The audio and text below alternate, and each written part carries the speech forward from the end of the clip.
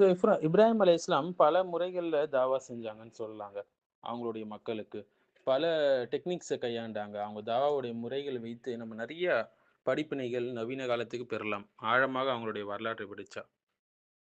So அவங்களுடைய பேச்சுல அவங்களுடைய தாவா முறையில அவங்க யூஸ் பண்ண ஒரு முக்கியமான விஷயம் தான் யூஃபமிசம் என்று சொல்லுவாங்க. ஃபார் எக்ஸாம்பிள் யூஃபமிசம் என்றால் என்ன அப்படின்னு சொல்லி பார்த்தீங்கன்னா, நம்ம சில நேரங்கள்ல பேசும்போது, சில விரும்பத்தகாத சொற்கள் இருக்கும் இல்லையா? அதுக்கு பதிலாக மென்மையான அது மாற்று சொற்கள வச்சு, ஒரு அழகான உரையாடல கையாள்றது என்று சொல்லலாம். ஃபார் எக்ஸாம்பிள் ஒருத்தர் இறந்துட்டாருன்னு சொல்றதுக்கு பதிலு, காலமானார், காலமாகிவிட்டார் என்று சொல்லலாம். கடுமையான எதார்த்தங்கள் இருக்கும். சில நேரத்தில ஒருத்தவங்களுடைய தவறை சுட்டிக்காட்ட வேண்டியிருக்கும். அதை மென்மையான முறையில கையாள்றதுக்கு, இந்த யூஃபமிசம் ரொம்பவும் முக்கியம் என்று சொல்லலாங்க. சில நேரத்துல சோகமான சிச்சுவேஷன்ஸ் இருக்கும். அப்ப வந்து நம்ப ஒரு விஷயத்த சொல்ல வேண்டியது இருக்கும். ஒருத்தர் பணியிலேருந்து நீக்கிட்டாங்கன்னு சொல்றதுக்கு பதில் ஒரு ஊழியர வேலையிலேருந்து ஒரு விடுப்பு கொடுக்கப்பட்டுச்சு அவருக்கு என்று சொல்றது. வேலை இல்லாதவர் அவருன்னு சொல்லி நேரடியா சொல்றதுக்கு பதிலு, வேலைய தேடிக் கொண்டிருக்கிறார் அவர். அப்படின்னு சொல்ட்டு நயமான முறையில சொல்றது. இதெல்லாம் யூஃபமிசத்துடைய எக்ஸாம்பிள்ஸ் என்று சொல்லலாங்க. ஸோ இப்ராஹிம் அலைஹிஸ்ஸலாம் அவங்களுடைய மகன் இஸ்மாயில் அலைஹிஸ்ஸலாம் அவங்ககிட்ட நேரடியாக நான் உன்ன அறுப்பது போல பார்த்தேன். அதுபோல கடுமையாக சொல்லாம, மென்மையாக இந்த யூஃபமிசத்த கையாளுறாங்க பாருங்க. மென்மையாக, கண்ணியமாக சொல்றாங்க பாருங்க. இது வந்து இப்ராஹிம் அலைஹிஸ்ஸலாமுடைய உளவியல் நுட்பத்தை வெளிக்காட்டுதுன்னு சொல்லலாம். அவங்களுடைய பாசத்தை வெளிக்காட்டுது. அதே சமயம் அல்லாஹ்வின் கட்டளைக்கு முழுமையாக அவர் எப்படி கீழ்ப்படுகிறாருன்னு காட்டுது. யா புனைய இன்னி அரா ஃபில் மனாமி அன்னி அதுபஹுக ஃபந்துர் மாதா தரா. ஸோ என்னுடைய அன்பு மகனேன்னு ஆரம்பிக்கிறார் பாருங்க. ஆரம்பிக்கும்போது எப்படி ஆரம்பிக்கிறார் பாருங்க. நிச்சயமா நான் வந்து கனவுல உன்னை அறுப்பது போல பார்த்தேன் என்று சொல்றார். அதனால நீ என்ன இத பத்தி நினைக்கிற என்று கேட்டார். சூரா சாஃபாத்துடைய 102வது ஆயத் நீங்க பார்க்கலாம்.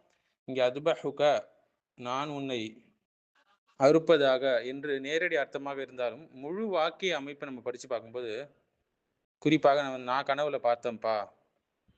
இத பத்தி நீ என்ன நினைக்கிற? என்று அவங்க ஒரு மென்மையான முறையில மனதை தயார்படுத்தும் முறையில அவங்க என்ன செய்றாங்க கேட்கறாங்க. இதுதாங்க யூஃபமிஸ்டிக் அப்ரோச் என்று சொல்லுவாங்க.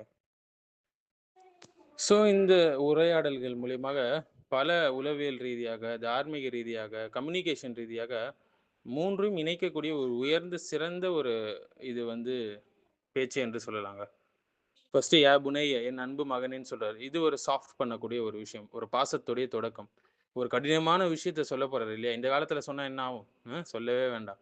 ஸோ அந்த அளவுக்கு மோசமாகிடும்.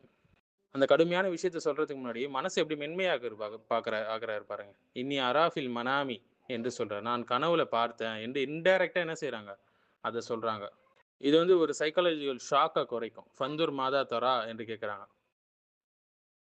"நீ என்ன நினைக்கிற இத பத்தி?" என்று கேட்கறாங்க. ஸோ இதுதாங்க ரொம்ப முக்கியம். ஒரு கமாண்ட் ஒரு ஒரு நேரடி கட்டளையாக சொல்லாம, ஒரு ஷூரா ஸ்டைல்ல சொல்றாங்க. "நான் உன்ன அறுக்க போறேன்பா" அப்படின்னு சொல்லல. நம்மளா இருந்தா அந்த மாரி தான் சொல்லியிருப்போம். ஏன்னா நமக்கு வந்து பேச்சுடைய நுணுக்கங்கள் நமக்கு தெரியாது. எதிராளி எப்படி பாதிக்கும் என்று தெரியாது. ஸோ டைரக்ட்டா அவங்க அப்படி சொல்லல. ஒரு சாஃப்ட் அண்ட் லேயர்டு கம்யூனிகேஷன வந்து அவங்க பயன்படுத்துறாங்க. இதுதான் ஹிக்மத் சகோதரர்களே. இப்படிதான் நம்ம பேச வேண்டும். முக்கியமாக தாவாவுடைய விஷயங்கள்ல. இப்ப பல துறைகள்ல இந்த யூஃபமிசம் பயன்படுத்தப்படுதுங்க. உளவியல் துறையாகட்டும், சோசியல் சைக்காலஜி ஆகட்டும், காக்னிட்டிவ் சைக்காலஜி ஆகட்டும், ஏன் பாலிடிக்ஸ்ல கூட அதெல்லாம் பயன்படுத்துறாங்க. ஏன்னா மனுஷன் தன்னை பயமுறுத்தக்கூடிய ஒரு விஷயத்த உடனே ஏத்துக்கொள்ள மாட்டான். அதனால சில தெரபிஸ்ட் என்ன பண்ணுவாங்கன்னா, டைரக்ட்டா நீ தப்பு செஞ்சுட்ட, நீ பாவம் செஞ்சுட்ட அப்படி சொல்லாம, இந்த ஈஃபமிசம் அவங்க யூஸ் பண்ணுவாங்க. "நீ இன்னும் கொஞ்ச நாள்ல சாவ போறப்பா" அப்படின்னு சொல்லிட்டு ஒரு டாக்டர் பேஷண்ட் கிட்ட சொல்லாம, "உங்களுடைய கண்டிஷன் சீரியஸா இருக்கு. எங்களால ஆன விஷயத்த உதவிய நாங்க உங்களுக்கு செய்றோம்." அது போல சொல்வது. இப்ப பேஷண்ட் என்ன பண்ணுவாங்க, கோப் அப் பண்ணுவாங்க ட்ரீட்மென்ட்க்கு.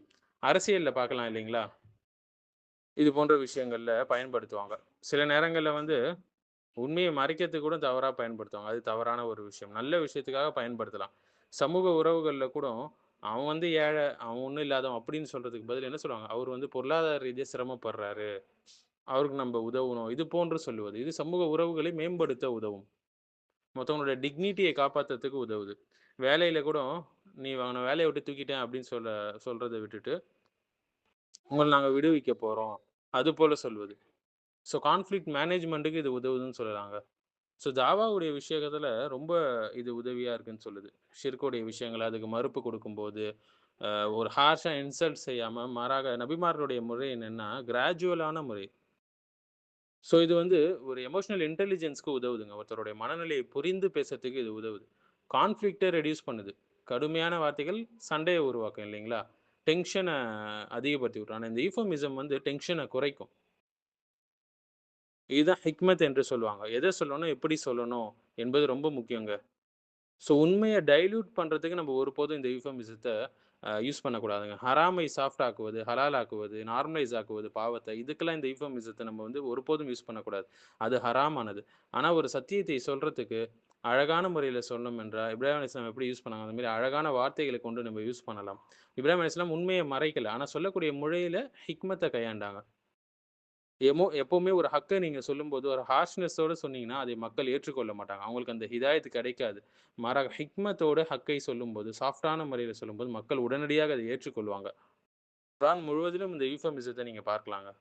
இதே வந்து இன்னைக்கு பெரிய ஒரு விஷயமா பேசிட்டு இருக்கிறாங்க. சைக்காலஜி போன்ற பெரும் பெரும் துறைகள்ல. இதெல்லாம் வந்து பல 2000, 3000 வருஷத்துக்கு முன்னாடியே இப்ராஹிம் அலைஹிஸ்ஸலாம் சொல்லி காமிச்சுட்டு போயிட்டாங்க. ஸோ இந்த ஆயத்துகள்லேருந்து கிடைக்கக்கூடிய ஒரு பெனிஃபிட் இது. இன்னும் நெறைய பெனிஃபிட்டுகள் இந்த ஆயத்திலேருந்து கிடைக்குது. இப்ராஹிம் அலைஹிஸ்ஸலாம் ஒரு சிறந்த தந்தையாக விளங்குறாங்க. இஸ்மாயில் அலைஹிஸ்ஸலாம் ஒரு சிறந்த பிள்ளையாக விளங்குறாங்க. அதனால உடனே ஏற்றுக்கொள்றாங்க. இந்த மாரி நெறைய படிப்பினைகள் இந்த ஆயத்துல இருக்கு.